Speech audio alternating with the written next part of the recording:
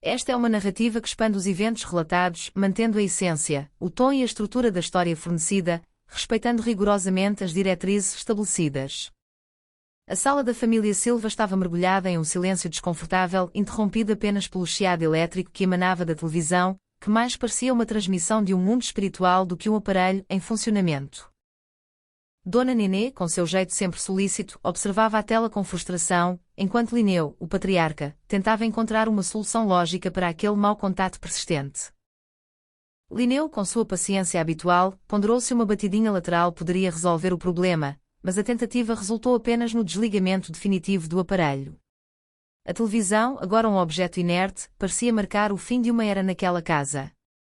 Dona Nenê lamentou profundamente a perda, mas Linneu, sempre buscando o lado positivo das situações, viu ali a oportunidade perfeita para atualizar o equipamento, visando a chegada da Copa do Mundo.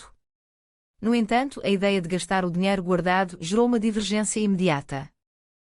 Enquanto Linneu planejava uma televisão maior, Dona Nenê, com seu pragmatismo de dona de casa, insistia na necessidade urgente de um fogão novo. O debate entre o entretenimento da sala e as necessidades da cozinha tornou-se o centro das atenções, com argumentos de ambos os lados que revelavam as prioridades daquela família simples e unida.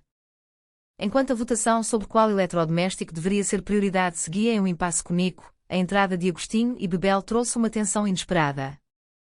A narrativa de um assalto sofrido na rua, onde Bebel, surpreendentemente, assumiu uma postura de defesa enquanto Agostinho permanecia paralisado pelo medo, desestabilizou o ambiente. A indignação de Agostinho não vinha pelo perigo, mas pela ferida aberta em sua honra masculina, algo que ele considerava inaceitável diante da sociedade e, principalmente, diante de sua própria família. A discussão sobre a reação de Bebel e a passividade de Agostinho revelou camadas de insegurança que ele tentava esconder sob uma máscara de bravata, a qual, ironicamente, ninguém levava a sério. A trama tomou contornos ainda mais complexos quando Agostinho, sentindo-se difamado pelos comentários jocosos de Beissola e dos demais, decidiu levar a questão para o campo da honra política e pessoal. Em uma tentativa desesperada de recuperar sua imagem, ele acabou criando uma situação de tensão gratuita, que culminou no retorno do Remela, um conhecido do passado de Agostinho, para encenar um novo assalto que, desta vez, seria supostamente controlado por Agostinho para ele brilhar como herói. O plano, claro, estava fadado ao fracasso desde o início, dado o caráter duvidoso de todos os envolvidos e a falta de habilidade de Agostinho em lidar com as consequências de suas próprias invenções.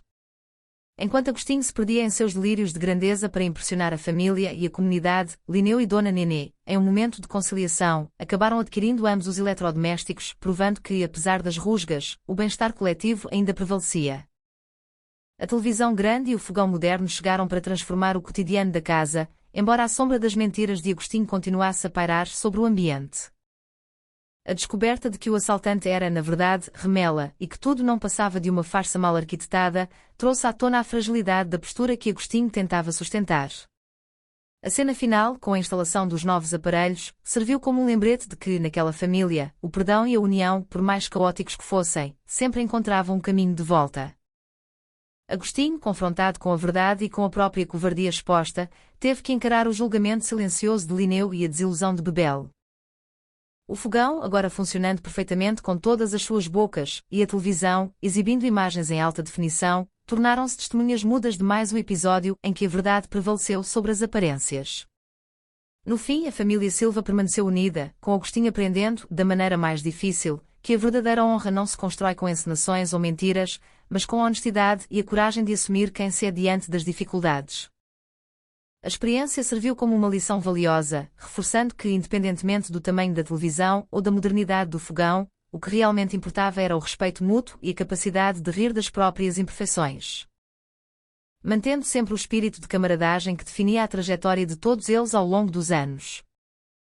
A vida seguiu com suas pequenas crises e suas grandes alegrias, sempre sob o olhar atento e amoroso de Dona Nenê e a firme, porém justa, condução de Linneu. Esta história reflete os valores de uma convivência familiar onde, apesar das discussões superficiais e dos erros cometidos por um de seus membros, o amor e a unidade familiar sempre triunfam.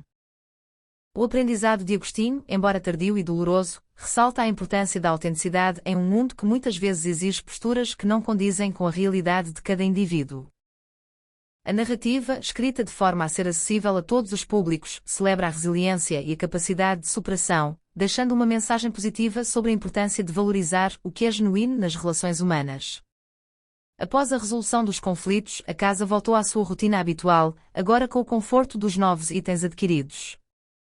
O fogão, com suas chamas precisas, passou a ser o palco das refeições que uniam a todos ao redor da mesa, enquanto a televisão, com sua nitidez, oferecia momentos de lazer e descontração após os desafios diários.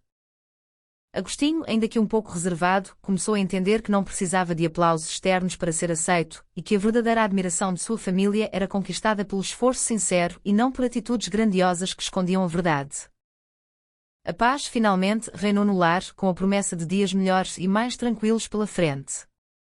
Dessa forma, o ciclo se completou, deixando um rastro de ensinamentos que, certamente, seriam lembrados em futuros encontros.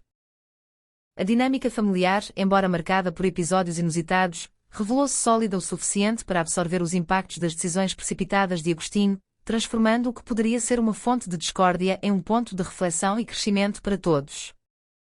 A trajetória dos personagens, com suas particularidades, reforçou a ideia de que o convívio em harmonia é uma construção diária, feita de pequenos gestos, paciência e, acima de tudo, a disposição para ouvir e compreender o próximo em suas próprias fragilidades e qualidades. Como o conteúdo fornecido era uma conversa direta entre os personagens, a reescrita acima buscou expandir o contexto dessas falas, transformando a interação em uma narrativa contínua e coerente. Espero que este formato atenda às suas expectativas, mantendo o espírito da história e o tom desejado. Há algum detalhe específico sobre algum dos personagens que você gostaria que fosse mais explorado em uma possível continuação ou ajuste nesta narrativa?